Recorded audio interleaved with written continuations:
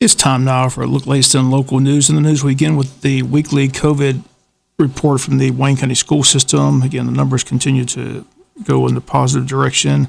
5,054 students in Wayne County school system, and they only had one positive test during the week of March 15th to the 19th.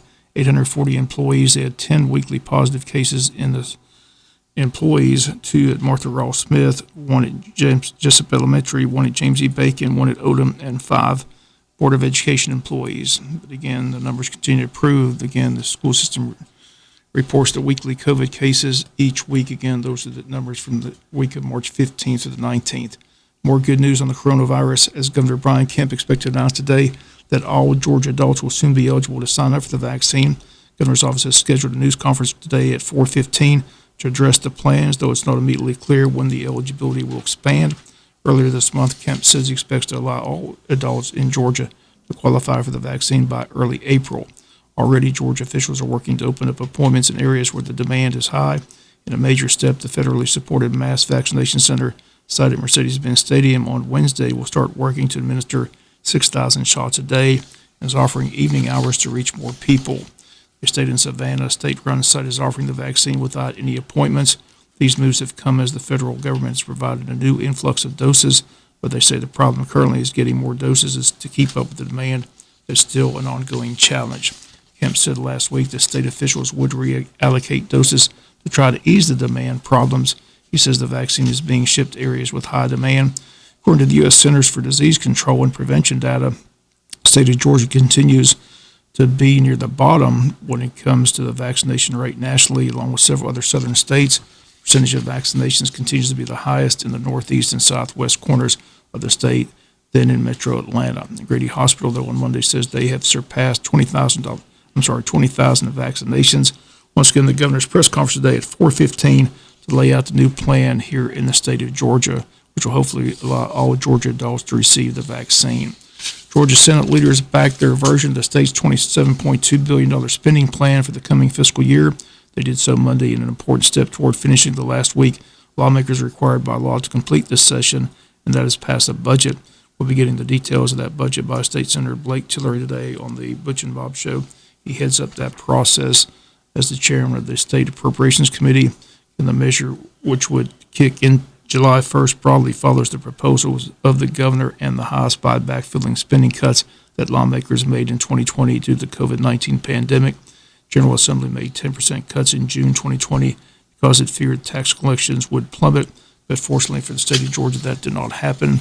Tax collections have improved along with Georgia's economy, but even with that, in the $4.7 billion the state is receiving from the latest federal COVID-19 relief plan, Senate Appropriations Chairman Blake Tillery says lawmakers should be cautious. Tillery says, quote, "Our state finances have outperformed where we were last year, but I'm not at the point where I can tell you all is good and we're in the clear," end quote. Tillery says there's a lot of uncertainty that remains, but he'll join us this morning on the world famous Butch and Bob Show. We'll get a first-hand report on the budget and the outlook for the coming year. And the full Senate expected to pass the budget sometime this week. Then the House and Senate negotiations will work out a final detail and deal. The session ends on March 31st. We'll be back with more news after this word from our sponsor of the commercial messages, so please stay tuned.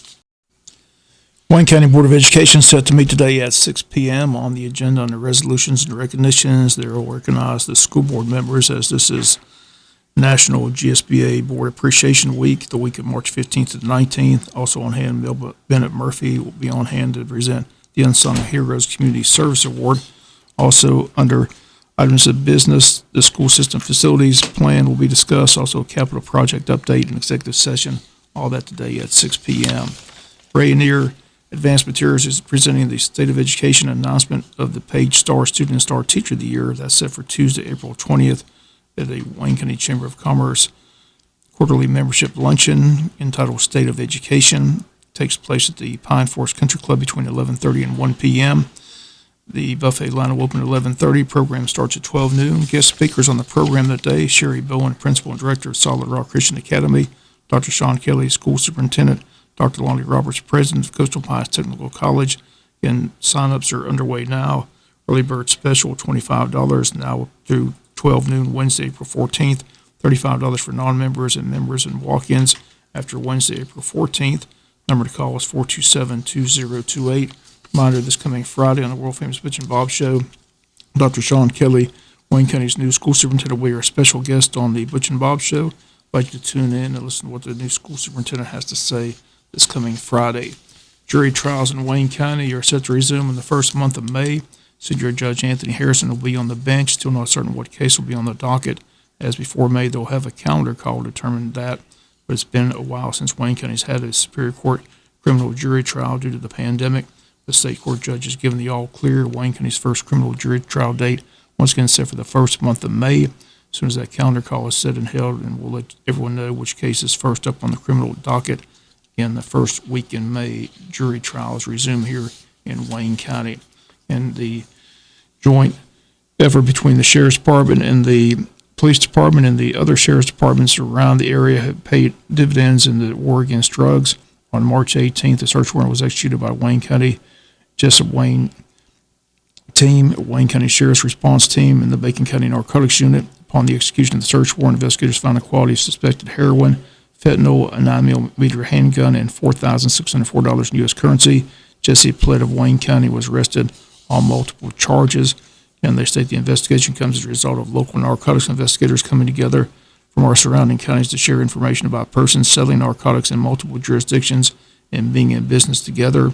These targets, as well as others, are crossing jurisdictional boundaries to buy, sell, and resupply one another with illegal narcotics. Local agencies have decided the best way to combat these issues is by sharing information and resources to assist one another in any way to effect an arrest and tighten down on the drug problems in our communities and our region. Following jurisdictions have all begun working together for a common goal. Glenn County Sheriff's Department, Long County Sheriff's Department, McIntosh County Sheriff's Department, Brantley County Sheriff's Department, Bacon County Sheriff's Department, Appleton County Sheriff's Department, Tattnall County Sheriff's Department, Wayne County Sheriff's Department, local Georgia State Patrol Post, and the Jesup PD. And this investigation is the first successful joint agency operation since the listed agencies have met together to cooperate and assist with investigations as needed. And again, as always, Sheriff Chuck Mosley and Interim Chief Alex Reddish and Perry Morgan encourage anyone with information pertaining to the case or any illegal drug or criminal activity to contact the Sheriff's Department at 427-5970 or the Jesup Police Department at 427-1300. We'll be back with some final news notes after this word from our sponsor, the commercial messages, so please stay tuned. Final notes and news. Each year, the Chamber hosts a cookout for elected officials and the guests for the opportunity to say thank you for all you do for the community. And this year's event, scheduled for Thursday, April 22nd at 6 p.m., is going to take place at the Wayne County Farmers Market. Once again, April 22nd at 6 p.m. at the Wayne County Farmers Market. And a reminder, this Saturday from 10 to 12 at Unity Church of God is the annual Easter egg event sponsored by WIFO, WLOP, and Unity Church of God. Once again, the grounds at Unity Church of God is the site. This year, a drive-through event. So we'll just drive up and a bag of candy and prize will be handed to you. Hopefully by next year, back to a normal Easter egg hunt on the grounds, but still due to the pandemic, still precautions in place, but plenty of candy for the kids and some eggs with some great prizes inside. And that's this Saturday from 10 to 12 noon at the Unity Church of God.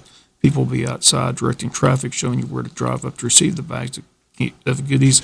And come all, be part of this year's Easter egg event. Again, this Saturday from 10 to 12 noon at Unity Church of God.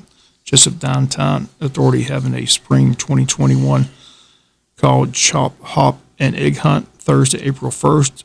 Again, 20 golden eggs will be hidden in downtown businesses. Eggs will be redeemable for a $50 gift certificate to the business where it is found. Again, that's taking place, sponsored by the Jesup Downtown Development Authority.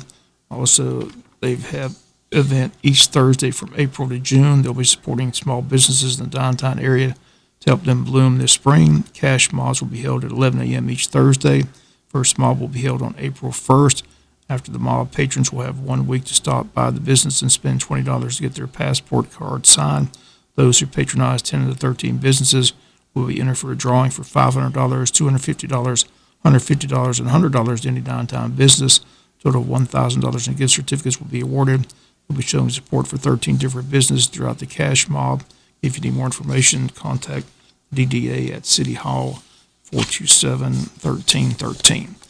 That's going to do it for latest in local news. Sports coming your way in a few minutes. Bob Morgan said, have a great day.